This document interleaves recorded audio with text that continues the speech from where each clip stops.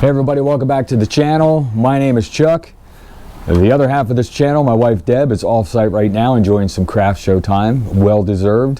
One, she deserves the time off, and two, it's raining. It's miserable, and not a time to be out on the sawmill or the log splitter doing anything outside right now. So she's off enjoying some time doing that. Hopefully she'll be back to get into some of this video. We'll see.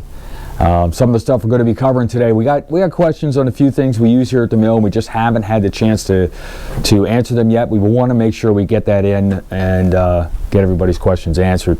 If we don't answer your question today and you have a question for us, just put it down in the comment section. We're glad to answer that for you.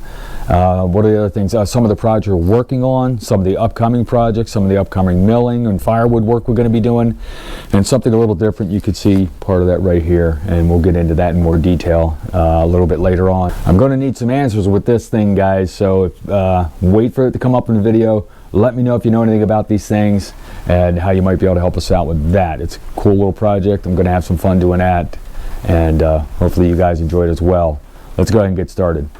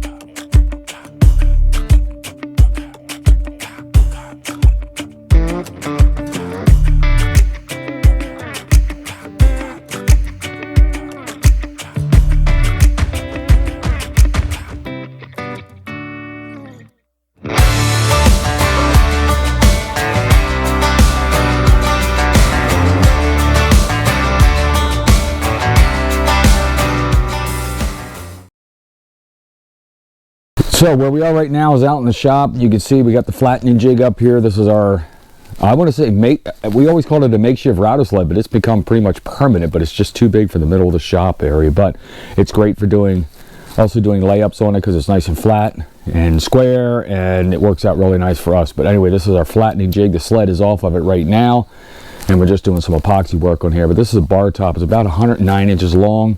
At its narrowest point, it's right about 17 in here. And as you come out to the other end, it's about a little over 19 here. And it's going to be a pretty cool piece. If you want to see the video for this, I'll put a link in the description for it. This is English Walnut. It's a little bit lighter color than black walnut. It looks very light right now, but when the finish hits it, it's going to pop. Just trust me on that. You got some pretty cool looking grain down here. They got all these fills done here. Just filling in knot holes. There were some bug holes along the side, which they loved, but did not want open because you get all kinds of stuff in there, and then you got to worry about getting it cleaned out. And one of the really nice highlighted spots here is right here, this crotch grain. This crotch feathering goes probably 20 inches down into here, right about to this knot hole here. And this is really nice. What we do is we hand sand the front edge on these. We don't do any machining work on those for the most part. Keep it as natural as you can. So that's what's going on in the shop. Well, part of it, something that should have been done long ago and it's gotten relegated back here to the corner sitting on the drum sander, is these are actually the stiles and rails for our cabinet doors. These are hickory. We love the look of hickory, and yeah, with everything going on, we got those all machined and roughed down, and they're just sitting and waiting, and they're all numbered by cabinet door number. So I've got a little extra hickory here, and behind there, that's for, yeah, I know my shop's a mess, but I'm a woodworker. It's always supposed to be a mess. That's for any extras we might need or something like that for the cabinet doors or other projects we have in the kitchen, because actually we are out of hickory. Dry hickory is gone. Up here at the top, burls. We got black walnut burls, some cherry burls up there, figured maple slabbing, other turning material here. These boxes are all full of different types of wood. They're segmented pieces for doing segmented rings and doing turning. If you're a turner, you know what I'm talking about. Of course, you just got a bunch of all-fall material from all the projects we've had, and some other places. We got some small amounts of lumber, a lot of black walnut in here. I had a set of black walnut 4x4 legs there that waiting, just waiting for a project. We'll have to get to something for that. In general, a mess. It's a wood shop. That's the way it is. But that's all the projects we have going in here. That's about it. But stay tuned for a full video on this bar top. Let's go show you what else is going on here at the mill. All right, let's head out of the shop. We're going to see why, pardon my camera work there, why we're not out here milling. Here the wind's blowing. It's normally windy here. It's to some point. There's at least a breeze going here, which isn't bad because we're drying lumber here. We don't need this rain to do that though. But we're out here in the log yard now, or the wood yard we'll call it. Let me get you turned around and see what's going on. All right, so if you've been watching the shorts again, you can see we do still have a load of ash logs here to get cut up into firewood. Quite a bit of it, but we do have the splitter. The East-made splitter is set up already, ready to go. We do have some rounds ready. We're going to split and go right into the one cord rack over here. This is the rack. Well, we'll keep the nicer stuff in here. This is a rack Deb used for bundlewood and for the roadside stand. Looks like she's got a little bit of excess stuff in there from trimmings from the sawmill. You can see the wood shed. We are into our second row of 6 rows. We were starting to burn sycamore and we found out it burns real nice. But there's about 5 cords of wood over here, and we'll go through most of it. If it's cold winter, we'll go through most, if not all of it. And then, of course, this is for the winter of 2023, 2024, so we are well ahead. Plus, we've got 3 cords of different types of wood out here, and of course Deb's bundlewood, and yep, trimmings from the mill. Let's throw that over there. We like to keep the wood covered at least over the top, just to keep the majority of the water off of it. It seems to be working out really well. Of course, tractor's out here. She's covered up. Yes, I know everybody'd like to see a building to store this stuff in, but not on this property. And if you watched, you saw this is our black walnut crotch log. We're going to be taking the off-site mill, 12-quarter slabs on that. It's going to be beautiful. These just arrived. We got some bridge decking to do. It's a small job on our property. They're going to start off with these logs and go from there. But we got some, let me see, 1.5 or 6-quarter by random width on these, and these are about 7.5 feet long. This is the other half of that black walnut crotch log. That's getting slabbed, and these are getting cut into 1.25 inch for charcuterie boards and porch signs and things like that. So we had some local crafters come here to get their stuff milled. Yes, wood dries like this, guys. And see, notice the tarps aren't tight to the sides. A lot of people were talking about, hey, how does your wood dry with the tarps on it? Doesn't it mold? Look how open that is. There's plenty of airflow in there. In fact, I got to empty the water out of that thing. You're starting to see it sagging in there. You see that? Yeah, there's a big old lake in that one. You got to get the water out. I got a few of them out here like that, unfortunately. See, plenty of airflow going through here. And yeah, no problem with mold on these at all. See the mill here. Guys are always worried about it covered up or being outside all the time, but we take precautions on everything on this. The rails themselves, we put our homemade rail covers on here. If you want to know how these are made, put it down in the comment section. I'll let you know. Under here we've got an engine cover, control cover, and then this is tarped overall, so that is well protected. A little bit of scrap that came off the mill. Deb's processing this into firewood. What do we got? This is ash, right? Ash and maybe a little maple, I think. No, this is all ash here. We've got another maple log, I think has some more ambrosia in it. One of our shorts videos again showed the ambrosia coming out of that. We've got a big order of 6x6s we need to get out. Well, 5.5s by 5.5s, 10 feet long. So we've got these 2 nasty oak logs here. We'll probably get 2 to 3 out of each one of these. So that's good. That order is for 24 of them. So that's a good size order for us. We got started on them. We got some more of that ambrosia maple here. We've got 4 6x6s tucked away underneath there, and then we have another job where we started doing some of the 2x4s we need. What else is out here? Yeah, this is the nasty log pile. I'm not sure exactly what we're going to be doing with this. At least the stuff on the top, stuff on the bottom. Black walnut. We've got some lumber logs and crotch logs you're never going to get to. Miscellaneous ash logs, I think. As the Firewood guy is going to hate us, going to cut these into stickers, and maybe some of the Sawmill guys that hate us because we're going to be cutting that in stickers. It could be lumber, but we've got so much ash logs around here for lumber. This you can cut and use almost right away for stickers because it's so dry. We don't have to stack it and dry it, because you do not want to stack your lumber with wet stickers. All right, let's take a walk over here. You guys have been on this trail a few times, but I want to show you something along this trail. This is dropping off over to the neighboring property, where this beech tree has been down for almost 2 years now. We really want to get to this and get this processed up for slabs, because beech looks awesome slab, and this thing is about 40-inch diameter. That's a huge beech tree, man. Look at the size of this. That's the root ball. That's 15 feet up there, something like that. But that's a good sized beech tree. There's 30 feet up to the first branch, and then it's cut the branches off, and you've got some amazing. I mean, check this out, guys.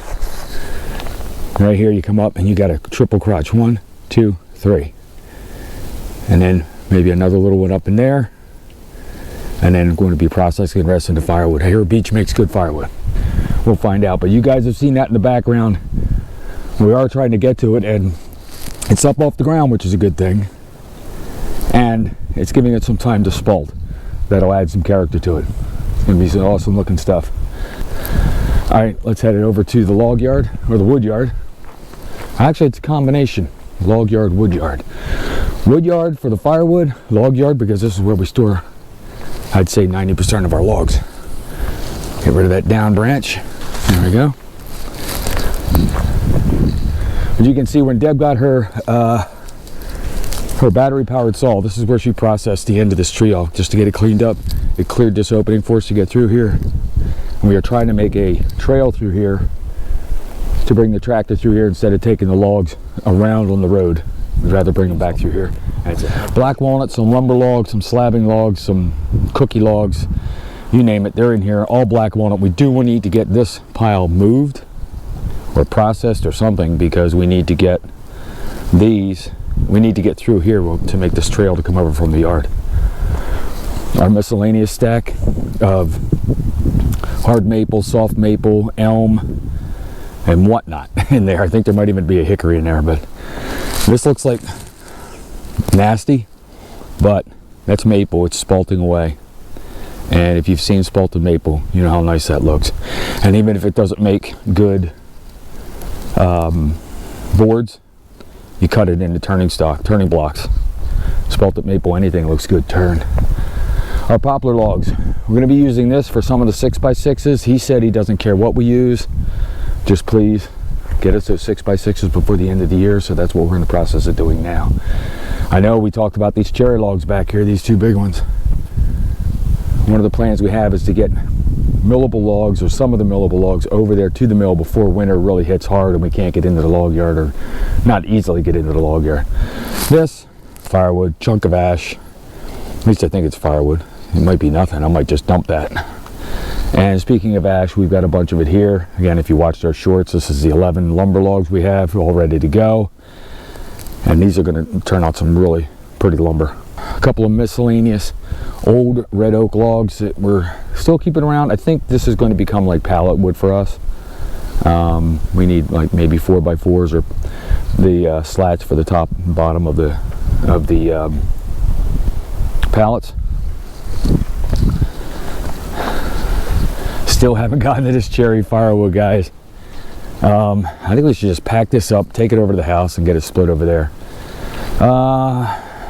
Our conveyor has been retired, I guess, for now. Retired for the winter, possibly. We do want to get this covered up in some way. Either wrap tarps around it, put bungees around it, hold it all in place, or at least get a good coat of oil on it. Although it looks like there's Lots of oil on that deck already. I don't want it to rust up again, and rust is going to do nothing but make things worse. So, and of course, occasional stray branch. What also came home with the ash logs was this bit of hickory right here, shagbark hickory. Nothing big enough to mill, I don't think, but it's going to make some nice firewood, which we can add right here to our hickory stack. This we don't have covered yet, but we want to take some off the top of that and put it on the front here. So we got our storage pallets over here for when we make more cord racks, and then of course our bundle wood over there. That bundle wood, that's piling up. And we've got our oak here. We got 1, 2, 3, 4 cords of oak, probably 2 cords of hickory total, miscellaneous small wood, mixed hardwood right here, and piece of roofing we got from that one job. Part of that we used for the roof for Deb's woodshed. And we've got, what are we? Still need a little bit more for this one, I think. I'll have to see what Deb wants to do with this, but I think it's a cord, a little light of a cord. We'll have to add some oak to that.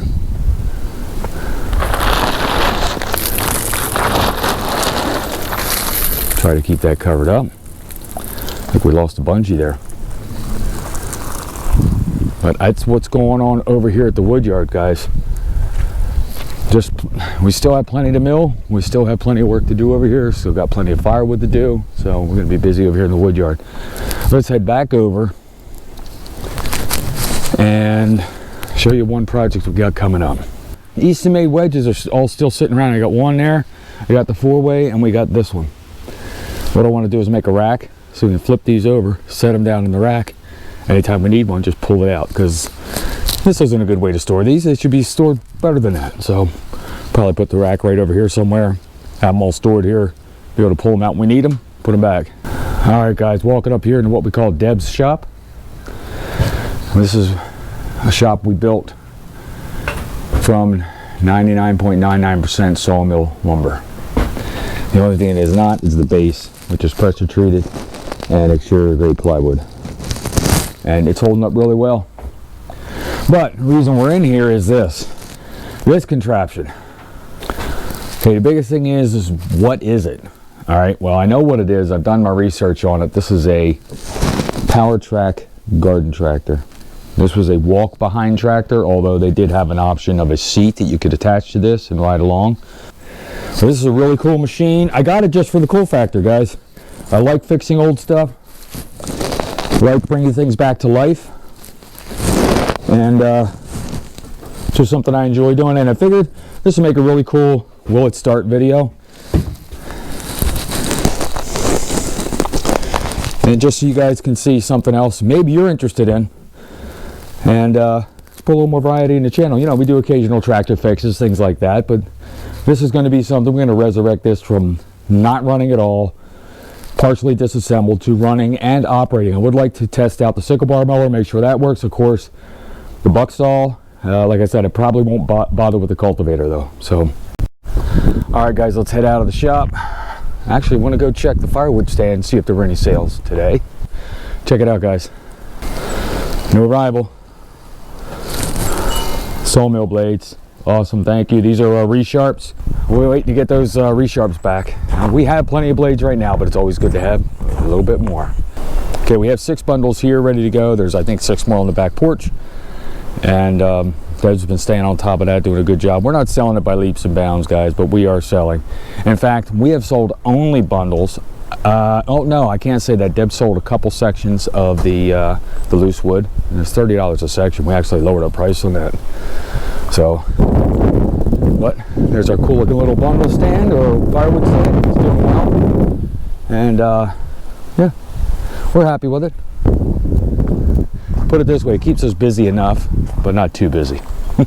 So we're gonna go head back out to Deb's shop here, and got a couple more things I wanted to show you guys. I keep meaning to talk about this in videos when we're using them, but I keep forgetting. So let's go do that now.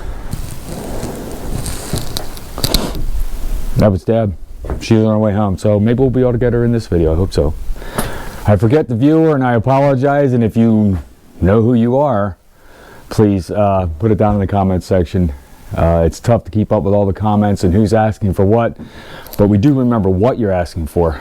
But this is our log rate hookaroon. We picked this up at Paul Bunyan, 36-inch. Basically, you see it's got a nice point on it there. And most of the time you see us using this is used for, you just swing it in, stick it in the end of a log. For firewood, pick it up, drop it on the splitter or on the lift, and helps you get the lift loaded. Also, instead of bending over and rolling logs or dragging them along the firewood logs, it's like the stand up and buck, it's stand up and hook. Hook them, drag them along the ground. The bigger ones that you can't pick up with it, at least you can roll them along, get them over to the splitter and get them used. Also, we haven't used it for that, is on the sawmill, when we get the first cuts off, the slabs, you can swing this, stick it in the slab, pull it off the mill. But the way we run it, I don't really use it for that, although it may come in handy for something like that. Also, what we should start doing with this, and I'll talk to Deb about this and remind myself, at the end of the estimate, sometimes we're reaching in there as the next split is coming out, we're reaching in there to pull the previous split and maybe pull it off and clear it out or something like that. Best to keep your hands as far away from the running equipment as you possibly can. So we can use this, reach in. This gets stuck in the machine, I can replace this. You can replace the tip on these. You can replace the foam handle on it, which is very comfortable for working with. And in the wintertime, you're not turning your hand into an ice cube working with it. But yeah, you can replace the tip and replace this, but this getting damaged, much better than this getting damaged, okay? It's best to keep your hands out of the running machinery, but this is a cool tool for picking the logs up, and it's coming in handy here at the mill. It's a good purchase. I'm glad we picked it up. Been wanting one of these for a while, and finally got it here at the mill.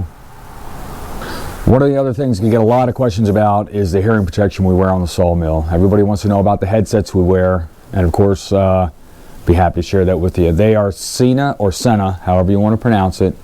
S-E-N-A is how it's spelled. The original set we bought was a Tuff Talk 01. It's a great set, has a lot of bells and whistles. We don't use them all, but they do come in handy if needed. And somewhere along the line, I had trouble with the boom mic on mine, and Deb could not hear me. We weren't getting any communication. Not a good thing. So I couldn't get the mic right away, but what I could get was a Sena Tuff Talk Lite 01, spelled L-I-T-E. It's a lighter version, doesn't have all the bells and whistles on it, which is fine. And its biggest thing is it's lighter weight for me. I like having that lighter weight headset on my head when I'm working on the mill. It's still able to pair with the Tuff Talks, which is great because we don't have to buy another full set. And that's working out great for us. But those are the two we use. It's the Sena Tuff Talk 01 and a Sena or Sena Tuff Talk Lite 01. Guys, they are indispensable on the mill, on the splitter, when we're running the tractor moving logs. We can talk to each other clearly. Just clear communication over the noise is key for safety on the sawmill, on the splitter, running the tractor, doing a lot of stuff. Even we're going down the road from the house to the log yard. If Deb's behind me driving a truck and I'm driving the tractor, or whatever the situation is, we can still communicate with each other, and she can let me know about traffic, things like that, or whatever. It's just a huge safety advantage to have those. So check it out. I can put a link for them down in the description. I'll tell you what, I'll put a link to the Tuff Talk Lite 01s. Well, I'll put a link to both of them. How about that? You guys can make the call on which ones you like better and what would work better for you. I think some of the biggest differences between the Lite and the regular was the regular one had a replaceable boom mic, which was fine, but that's actually what gave me a little trouble. The little wire on it that plugs into the headset had an issue there. It broke somewhere inside, and the mic stopped working, and I was able to get replacements for it. Also, it has the original version we had, the 01s had antenna. You could put a longer antenna for a greater distance. For us, we don't really need that. We're so close to each other working around the equipment, and even driving in the car and on the tractor down the road, we don't get that far apart. We can still hear each other. It's great. I think those are the two major things. You can listen to You can Bluetooth it to your phone. You can pair it to your phone. You can get phone calls on either one of them. You can get you can listen to music on either one of them until you pair up with somebody else, and you can't listen to music. It doesn't let you do that.